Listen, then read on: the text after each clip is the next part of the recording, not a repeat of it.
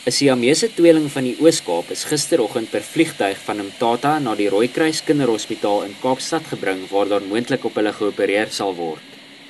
Die tweeling is deur die South African Red Cross Air Emergency Services hierheen gebring nadat hulle Woensdag by die Dr. Malizo Mpele Hospitaal in Tsolo gebore is. Volgens Algoa FM het 'n woordvoerder van die Oos-Kaapse Gesondheidsdepartement gesê kliniese ondersoeke en ultraklankskanderings is reeds uitgevoer. Die babas, wat saam 4 kg weeg, deel 'n hart en lewer. Hulle is met 'n keisersnit in die lewe gebring nadat daar komplikasies met hul geboorte was.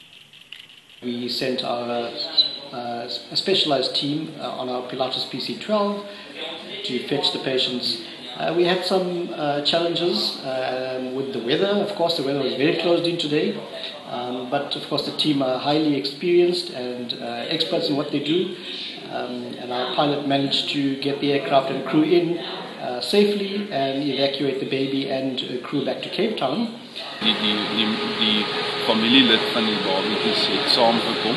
Die ma het komplikasies na 'n keisersnit gehad, so sy kon nie saamkom nie, so die tannie het saamgekom.